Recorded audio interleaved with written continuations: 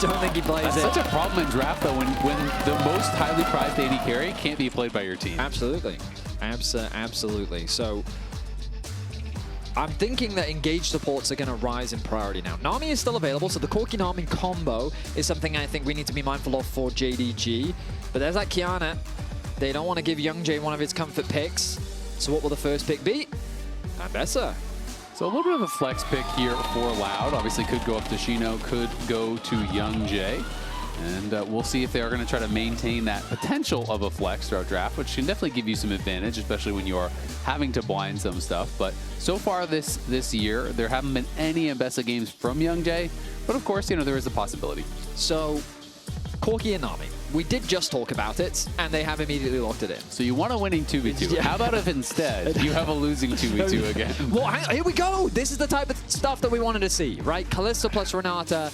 At the very least, it's a bot lane that can fight, at the very least. Yeah. I feel like you got to bring your jungler down there, though. Absolutely, you do. So level 6, they have plays. If the Ambessa is in the jungle, it's all about getting that level 6 and making stuff happen in the bot side of the map. So I think that this is also just a bot lane that a single misplay from JDG's bot lane can offer opportunities for the Kalista Renata. Yeah. But the only problem I have, Azael, is that I'm still kind of jaded by MSI when we were in Vancouver and Kalista Renata won 0 games. Yep. So that still lingers in my mind. That's still very ever present for me, the burden of execution that is required to have a successful Kalista Renata lane. And my problem with early picking Kalista Renata is always that Renata is so effective into heavy dive comps, but when you early pick it, they've only showed their bot lane. They just don't have to play dive. That's you can true. just pick a control mage in the mid lane and control space and have some sort of frontliney jungler and just play slow. And then even if you manage to win the 2v2, which I don't think they can do in this matchup, honestly, Kalista Renata get really limited value against long-range comps. Hostile takeover is so slow-moving, it's very difficult to find angles for it. And we'll see if they can make a liar out of me, but I just think this is a losing 2v2 once again, because you're not playing into any sort of engage. And Renata really struggles into champions like Nami, who can just play slow, play for sustain. Corki doesn't need to take an all-in. You can just poke with Foss bombs and push the wave. Okay, listen. I recognize your skepticism, Azael. I recognize it, but... And you deny it. No, I'm just going to be blindly optimistic. Okay, I like that. Something Delusion. that I practice frequently as an LEC commentator. But the jungle pool is getting pinched more, and it seems JDG is incredibly confident that this is not a flex pick. You did mention that we haven't seen any Ambessa jungle from YoungJae, and it is Xyno's second most played. So JDG feels very confident in their prep that this Ambessa is going top. That's largely why they went for the Jax early rotation. Now, do they want range themselves? Do they want to go more for poke? Are they thinking about something like a Jace mid, perhaps, or... Even just any control mage, legit, I feel like. Victor could also just work if they want something relatively safe blind in the middle lane as well. I think you can play Azir, you can play a lot of stuff. I mean, Azir is pretty nerfed, but so it hasn't been that popular.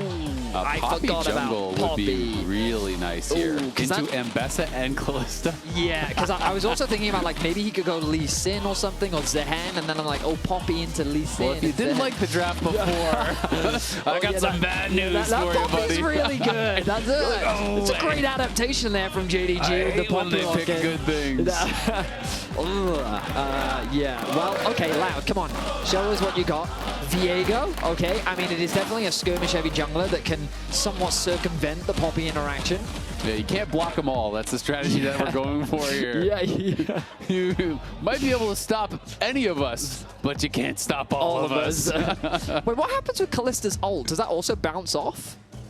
It must, right? I'm not actually sure. I'm not sure if it's unstoppable or not. I've never seen it get rejected by an Alistar headbutt or something like that, so I think you're probably just unstoppable. I don't think you would get stunned by that. Interesting. I mean, I could Google it. Poppy W definitely stops Alistar headbutt. No? It absolutely does. I'm saying I haven't seen like Renata get thrown in by a Kalista and get headbutt out of the air, or like pulverized out of the air. You know what I mean? Yeah, that makes sense. So that's why I'm assuming that it is unstoppable. I'll double check, but I'm pretty sure it's unstoppable. HongQ, don't bring out the Veigar again. I didn't love it into... I mean, I guess considering how slow the games have been, it's fine. Oh, these champions are swapping and...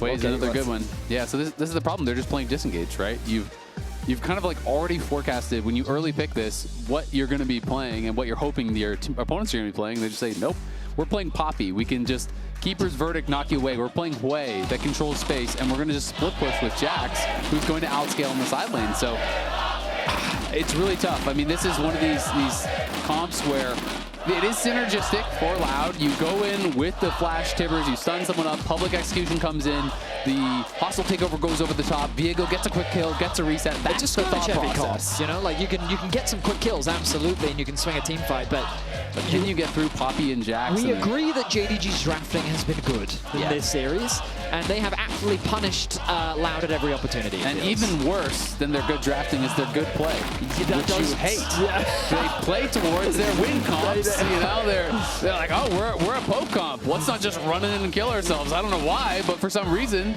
we're a split push comp. Let's just play slow and play the side lanes. I don't know why they would do that, but they seem to be doing it. They do seem to keep doing that. Yeah. You were the one that said to me, it felt like game 1 and game 2 were mirrors of each other. They were. And we're on tracks to have a third mirror installed here in Sao Paulo. So it's a fun house at that point. It does seem to be, and it does feel like the Loud is getting lost as they wander around the fun house.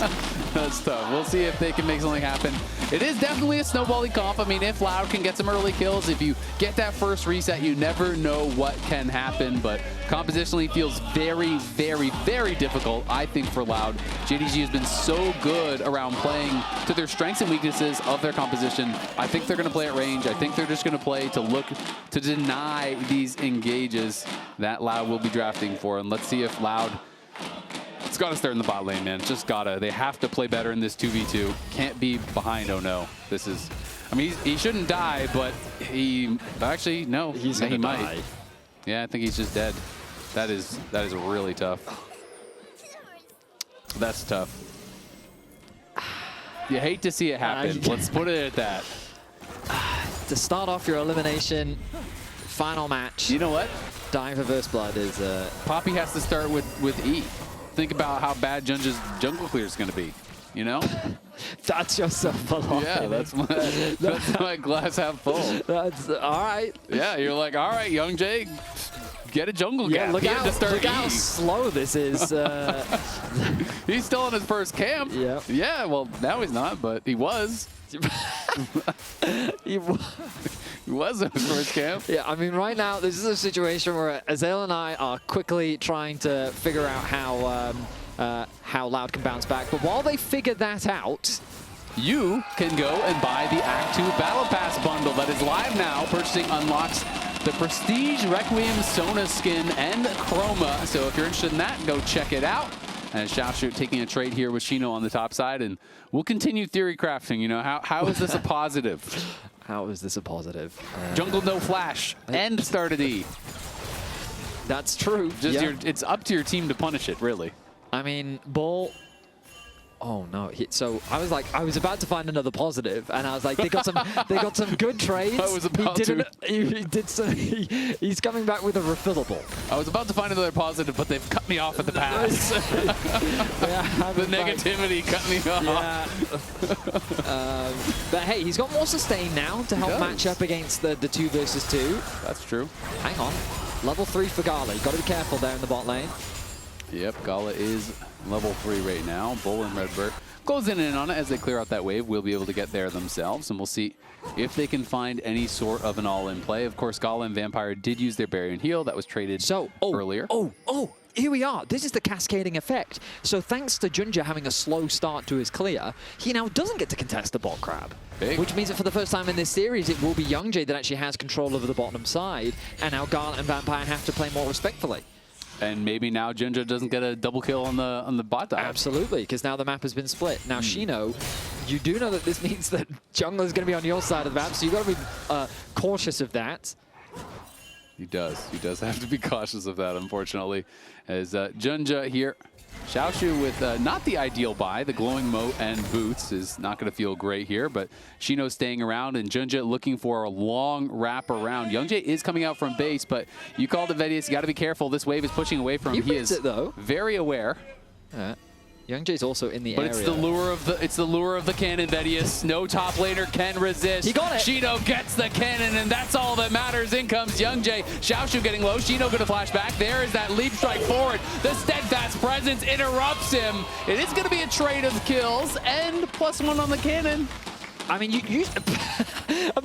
Yeah. I mean, you spotted it out in the fight. The use of JunJia's steadfast presence there to actually save his top laner so that he could actually get that kill onto Xyno was very well played by JunJia, but still ends up being a 1-for-1 thanks to the turret.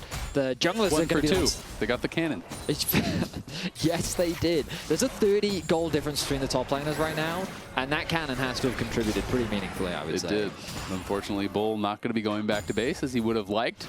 As Gala has come back, doesn't have any sustain in the kit, but here it is one more time. I mean, Xyno, he knew the wave was in a bad spot. He wanted to push it in.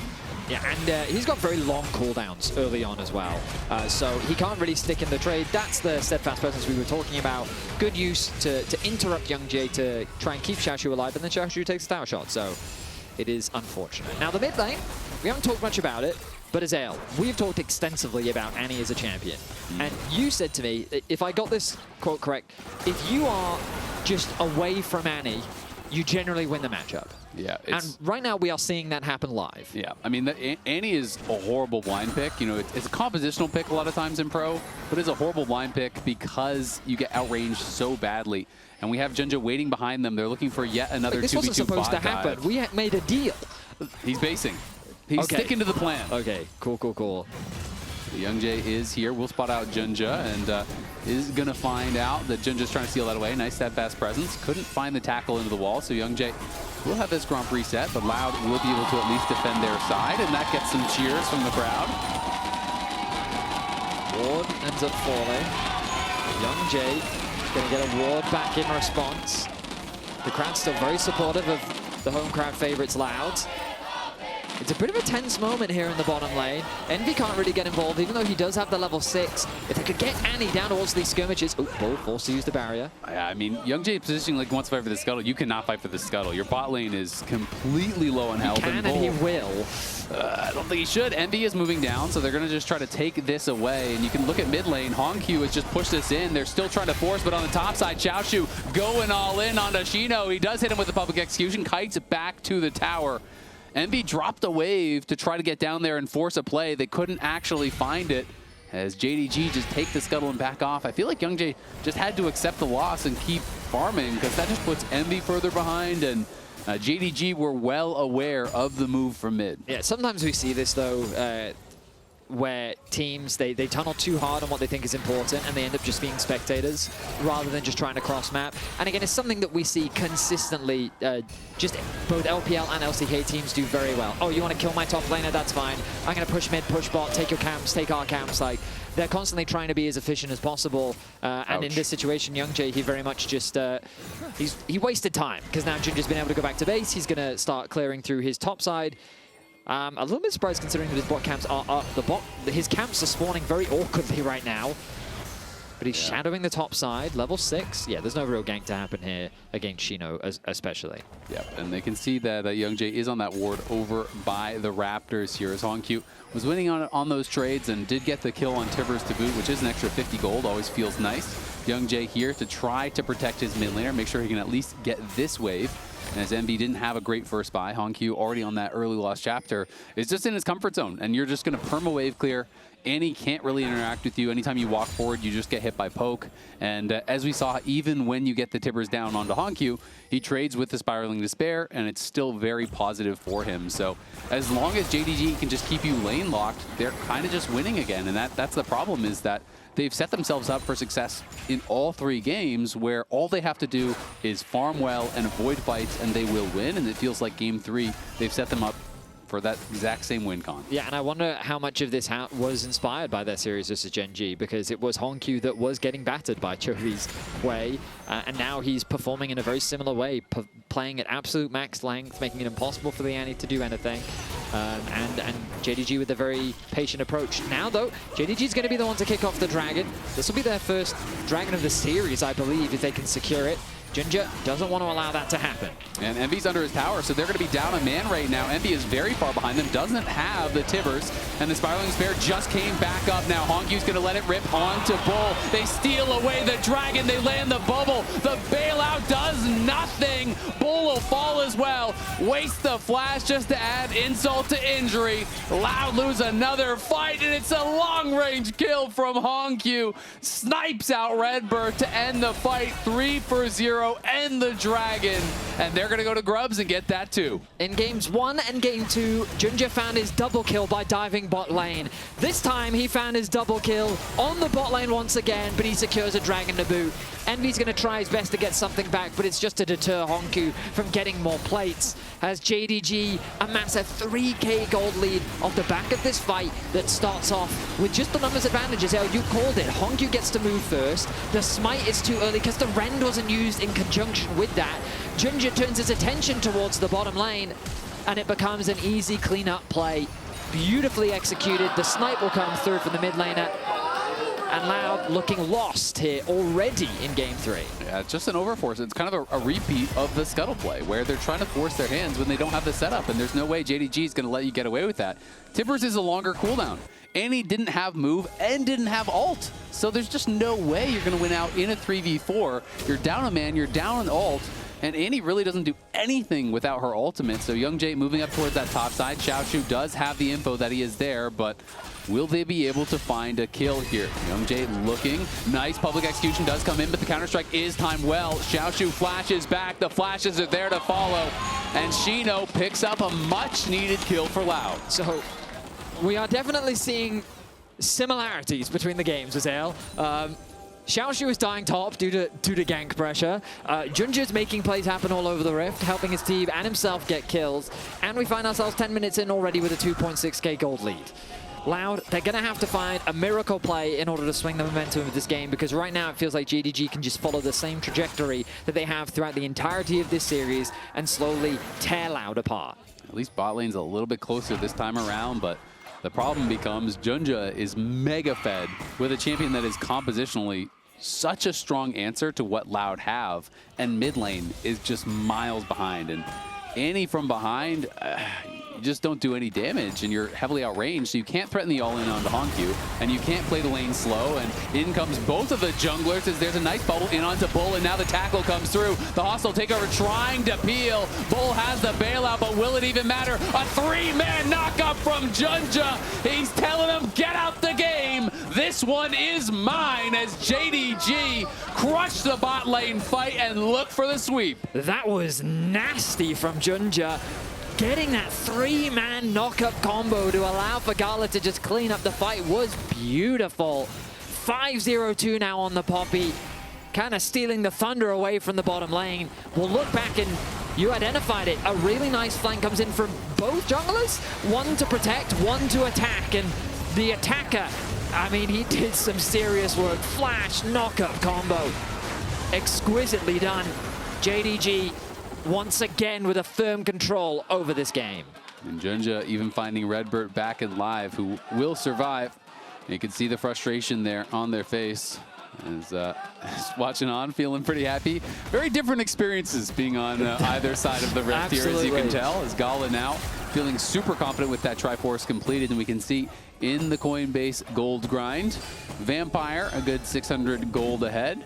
Does have his first item completed, while RedBert's still working towards one on the other side, but that's really the least of their concerns as you look at the itemization between mid, jungle, and bot.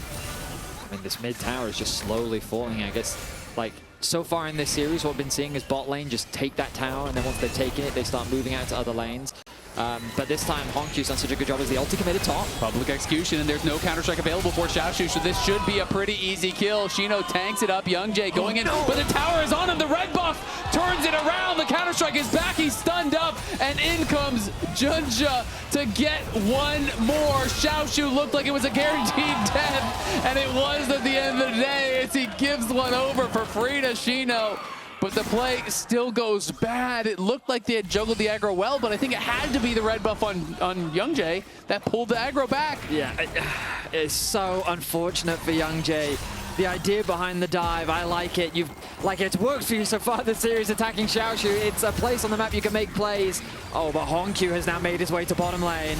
That tower is very low. It is not going to protect him for long. Bull loses all of his health to 2 basic abilities from HongQ. Doesn't have the Spiraling Despair. He would have been already dead, and now you're gone regardless. Bull gets sniped down as the heavens descend from HongQ. He is just firing missiles from outer space at this point. He is farming kills right now as he finds himself another one. JunJia? Yeah, JunJia with the knockup. YoungJae running out, but again, it's the orbital laser. It's satellites versus sticks and stones. It's just not fair, Vedius. It's a systematic destruction here in the final game. It is a feeling all too familiar that the West have been experiencing over the last few days. That game 3 looking so one-sided as the Dragon will be started off by JDG and Loud. I mean, they had a valiant series versus LYON, but against JDG, they have just been dismantled, torn apart, given no opportunity to have any presence in this series. JDG definitely looking very good. It was always going to be tough for these teams. You know, you have JDG and JunJia, 2 super strong teams from the LPL, from the LCK. They would have to get by because, of course, only 2 teams advance from each group. So you have to be able to take down either JDG or JunJia to even have a chance of advancing. And it's a very difficult road when you do lose that first matchup. We're back to top lane as Xiaoxu here. There's 2 don't work, bring 3. Let's see if they can make this one happen. They're TPing up as well. They're going to bring 4 as 3 was looking a little bit sketchy, but now comes JDG. JDG trying to make this one a little bit more of an even fight as Xiaoxu is just buying time. Gala, Vampire, JunJia all coming in. Xiaoxu going to get stunned up, has the Counter-Strike, flashes back, still surviving. Now you're between 2 towers, and this does not look like a fun time. Envy flashes forward, so does Xyno. They're going to look for Gala. Gala standing. He's going to be hit by the hostile takeover, but in the back line goes Xiaoxu, takes down 2. Gala survives. They do finally get the Jax, as we have seen time and time again. But Xyno cannot win this fight. JunJia will survive. No one from Loud can stay the same as they all get knocked down, and it's going to be the Herald off the back of the fight. Loud are just desperate at this point. They know how quickly the game is snowballing out of control. They have to make something happen somewhere on the map. But this time around, the cavalry came in clutch. JDG did not want to let their top laner fall once more. And even though he did end up dying, they got 4 kills in exchange. So his goal here is to buy time. The commitment of the TP, Loud feel like they have to get something, but they are so deep at this point. Xiaoxu overstays though. He thinks that I need to buy time for my team to arrive, but he's forced to flash away. Now with the positioning of Gala, nice flash engage from Envy, but look at the damage he gets back off. That Q picking apart Loud, doing so much initial damage, allowing for Xiaoxu to get a double himself. And even though Tibbers gets enraged, he is not angry enough to turn this fight in their favor. Xiaoxu's always good for one, though. You know? Loud, have someone reliable, and it's Xiaoxu. Yeah. They can always go top lane, get one. Xiaoxu's got to be a bit annoyed about how many ganks he's tanking, but the games are absolutely going their way. And this one, again, almost 10,000 gold ahead now at 17 minutes in. We didn't talk about it. HongQ took tier 2 belt tower. What did we agree, Vedius? What is the rule for this series? My bad. Where did that happen, Vedius? Sorry, Where did it happen? You're having in the bot lane. Yeah. Okay, we buddy. don't go there. You're right. My bad. HongQ now has 2 completed items. If he thought that his orbital strikes weren't doing enough, well, he's just upgraded. No one thought that. They were doing too much already. No, there was that one guy. There's that one guy? Yeah, he's like, oh yeah, wait, he's not looking very strong in this game. Well, hopefully this can change his mind. All right, Spectral Maw coming in, going to be flashed away there by Vampire as, oh my god. Gala hurts a lot, and here comes Xiaoxu. It's revenge of the top laner. Who's ganking who now? JunJia going to tackle him to the wall. Hostile takeover comes out, buys a little bit of time. 2-man knockup. The Fate's Call will pull back RedBert. He can peel for Bull, but Bull is burning, and HongQ is going to look. There's one orbital laser, not enough to take down RedBert as JDG pushing on the base. They're going to crack the inhibitor at about 18 minutes in. Oh my goodness. I mean, I've seen something similar to like this Dancing before. Shelly? They're going to go for the bot tower. No, they're going to try and end the game. They're going to try to end the game here. We've seen this before. Oh my god, they're looking for the fastest game of the tournament. The first Nexus tower is already gone at 18 minutes. The respawns are in from Loud. Let's see if they can hold on. JDG says, wait a second, we're just kidding. We're not going to end. We will back up. Okay, apparently they've decided that they're not T1 at MSI, but it only takes a single member to overstep from Loud. Okay, they're going to back away. JDG, oh my goodness, they want to end this quickly. They want to end Loud suffering. A dominant series from the LPL second seed that they're looking to just make it look even more dominant. JDG completely flipping the script on the perspectives. They are looking really, really strong as we can hear the co-streamers next door to us. We're not sounding too happy about the results through the walls. And JDG looking to try to seal the deal here, of course. They are 30 seconds away from this third dragon. I don't know if it's really going to get to Seoul or not, as they have been crushing this one. And I mean, they've just committed their TP, so you pretty much just have one person push mid and everyone else push bot. And then you just try and get that second inhibitor, and then the game, it's just an inevitability at that point. You could then play for Baron if you wanted to play it extra safe, but with the gold that they have, I genuinely don't think they need it. Like, look at Envy's items and then look at HongQ's, or don't. I mean, it depends. I won't. I choose to live in ignorance, Vedius. Yeah, that's fair enough. But yeah. JDG, they can definitely just win with their wallets at this point. Yeah, they are looking really, really strong. And the wave clear is pretty weak over on the Loud side, which is going to make dealing with the super minions that much harder. As Annie and Kalista, not exactly inspiring wave clear. They will pick up that third dragon while they do everything else. Xiaoxu going to be pushing up on that top side. He was, for a while, playing on that weak side. 3 members were up there, and he just kind of waited as JDG were pushing on the bot side. If no one's responding to that, he knows he's got to play safe, but they're still pinging up towards Xiaoxu once again. Just constantly looking to attack him. 3 members here from Loud as Envy's going to come in from behind. Does land the stun. He still has the counter-strike available, but going to be chained by YoungJae. He's going to turn around on YoungJae. YoungJae has to flash out. He flashes onto Envy, but surely he will get knocked down. It's a trade of flashes, but look at the base. HongQ going to let the Spiraling Despair rip. Does get pulled back by the Fates Call. Bull barely saves him, but almost dies in the effort here as JDG looking to close this one out. They're trying to fight it out, but Loud can't do anything. Gala is unstoppable, as he has been this whole series long. JDG looking to seal the deal. It's going to be a 3-0 sweep and a date with LYON coming up. A dominant performance once again to close out the series. JDG disregarding their series versus JunJia and bouncing back in proficient fashion. The fastest game of the tournament. You can spam in chat for your player of the game. I think it's JunJia. I think that he had a fantastic game 3. Yeah, they're looking scary, for sure. They are looking very scary. Who has to play them, Vedius, huh? That would be LYON. That would be LYON. That has to play against Well, we beat Loud, so so surely. That's true. I mean, JDG beat Loud, we beat Loud. Yeah. Kind of the same thing. What do you think, Loud?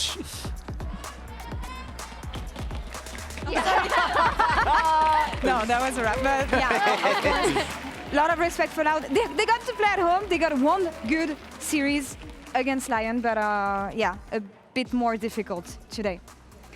That was, at least from LYON's perspective, now that they have to face a JDG, I'm a little worried, a little concerned. Yeah, I would be. Matter of fact. I mean, I think, so we talked about